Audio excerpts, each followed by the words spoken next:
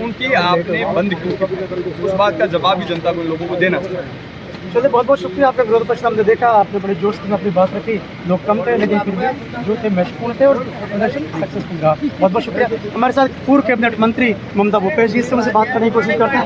नहीं, मुझे आपसे बात, आप बोलते हैं उनका नाम भजन लाल, भजन ही करते रहते हैं, तो भजन करना बुरी बात नहीं। भजन तो करिए, अच्छी बात है, लेकिन जिस बात को लेकर आप सत्ता में आए हैं, जो आपने कमिटमेंट राजस्थान की जनता के साथ किए, जो मैनिफेस्टो आपकी पार्टी ने चुनाव से पहले रखे थे, तो उन सब चीजों का क्या हुआ?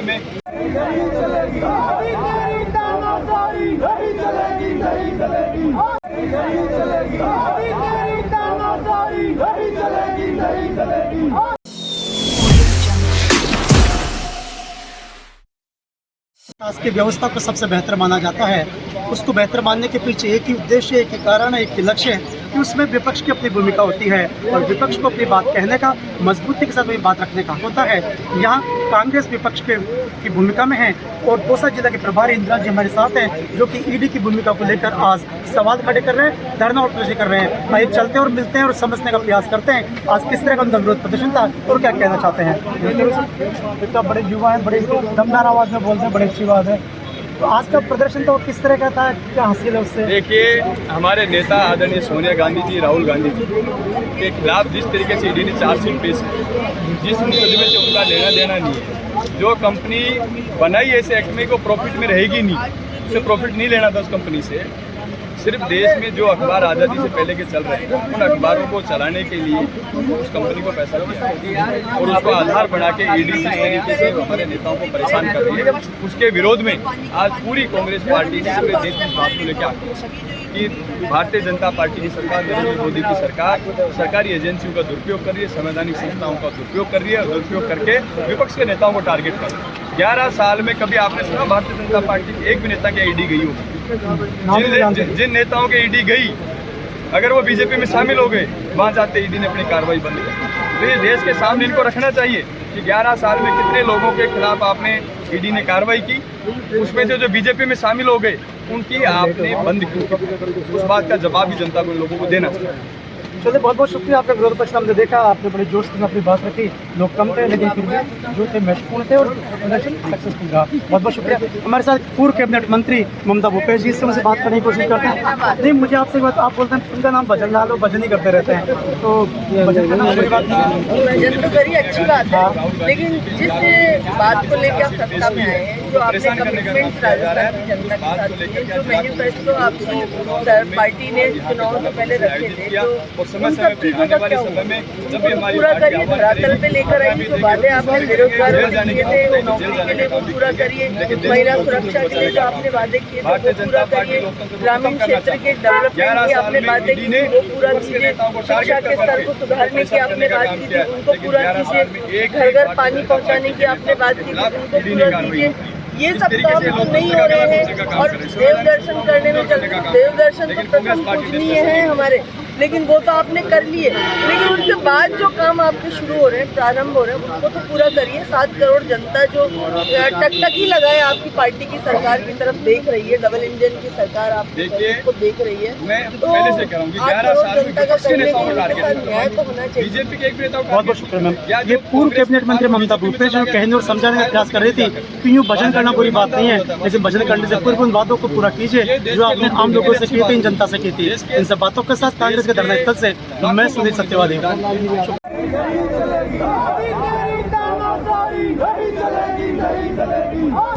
किस तरह विरोध प्रदर्शन है, क्या कहना चाहते हैं? राहुल और सोनिया गांधी जी की ईडी ने जो चार्जशीट दी है उसके खिलाफ आज पूरे जिला मुख्यालय पर कांग्रेस का विरोध प्रदर्शन है कि सरकार जो कर रही है वो गलत है।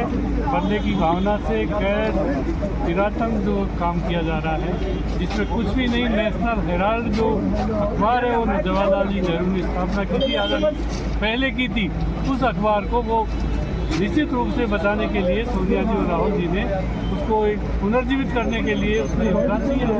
कौन सा उसमें करप्शन हो गया, कौन सा उसमें किस तरह की बात होगी, ये बदले की भावना। जून 22 में भी सोनिया जी और राहुल जी से 5-7 दिन तक पूछताछ की, 55 घंटे से भी अधिक समय तक कुछ भी नहीं निकला। फिर जब इनकी 240 पार्लियामेंट में सीटें रह गई के बदले की भावना से बदनाम करने के लिए इस तरह की कार्रवाई कर रहे हैं, चार्जशीट दे रहे हैं, चयनित निंदा करते हैं। और ईडी की जो कार्रवाई कर रही है सरकार, निश्चित रूप से ये बदले की भावना। अगर कांग्रेस इस तरह देश में इतने साल राज किया, एक भी ईडी का केस उन्होंने कभी किसी राजनीतिक दुर्भावना से किसी के खिलाफ भी कभी भी ईडी की कार्रवाई नहीं की। दो सौ विधायक के खिलाफ गाली गलौज को और धमकी देने का प्रकरण सामने आया, उसको लेकर गलत है, इस तरह की चर्चा सुन रहे हैं, गलत है। राजनीति में जीत हार होती रहती है, जीतने वाले को जनता जिताती है और जीतने के बाद वो सबका विधायक होता है। उनके प्रति सम्मान होना चाहिए, सम्मान की बात होनी चाहिए। धमकी से न तो वो एमएलए हटने वाले हैं, ना कुछ होने वाला है। अपने वाहियात बातों को खराब करते हैं, कोई भी करते हैं। जिंदाबाद जिंदाबाद राहुल गांधी जिंदाबाद मोदी तेरी तानाशाही मोदी तेरी तानाशाही नहीं चलेगी जिंदाबाद कांग्रेस पार्टी जिंदाबाद जिंदाबाद जिंदाबाद मोदी तेरी तानाशाही नहीं चलेगी। ईडी को हम तो जानने तब से लगे जब से बीजेपी की सरकार आई। या तो खेतों में पहले टीडी आती थी कि टीडी जिस खेत में पड़ गई उस काश्तकार के बेचारे के सुपड़ा साफ कर जाता। आप मोदी का पुतला जलाएं, मैं ये निवेदन आपसे करना चाहती हूँ। केंद्र की सरकार जो गरीब विरोधी सरकार है, जरूरतमंद लोगों के विरोध में काम कर रही है, चाहे वो वक्फ बिल लाना हो, चाहे कोई अन्य ऐसे तानाशाही के फरमान हो, दिल्ली में बैठ के जारी कर रहे हैं।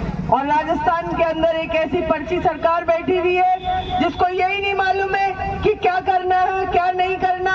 सुबह पर्ची लेके निकलते हैं, शाम तक घूमते रहते हैं। भजन लाल जी जो है वो तो मुझे लगता है कि मंदिरों में भजन करने के लिए ही मुख्यमंत्री बने हैं।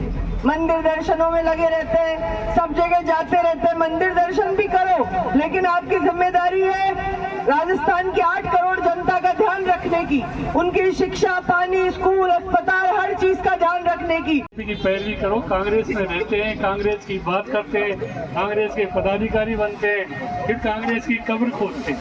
कैसे कांग्रेस मजबूत होगी, कैसे कांग्रेस वापस आएगी? हम सब करना एक बहुत महत्वपूर्ण धरना है। जिस प्रकार से इस देश में व्यवस्थाएं चल रही है, विपक्ष को खत्म करने की व्यवस्थाएं, लोकतांत्रिक व्यवस्था के अंदर सत्ता और विपक्ष तो एक धुरी है, कड़ी है। और जब कांग्रेस की सरकार हुआ करती थी तब भी विपक्ष हुआ करता था, लेकिन आज विपक्ष को खत्म करने की कोशिश की जा रही है। जो इनको पता लगता है कि जनता में कांग्रेस की वाहवाही हो रही है, जनता कांग्रेस को वापस सुनना चाहती है, कांग्रेस के कार्यकर्ता मजबूती के साथ पब्लिक की मांग उठा रहे हैं, तो ही किसी भी प्रकार से ईडी और सीबीआई के द्वारा हमारे नेताओं को बदनाम करने की कोशिश की जा रही है। ज्ञापन किसको देंगे? लाए तो नहीं, ज्ञापन है तो नहीं इनके पास। ज्ञापन दे तो कलेक्टर को देंगे, इनकम टैक्स से अधिकारी का ज्ञापन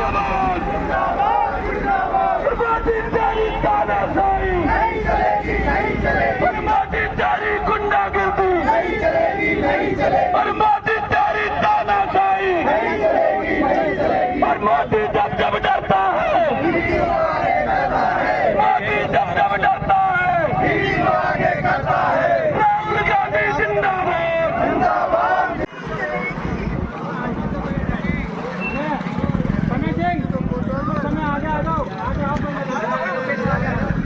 मोदी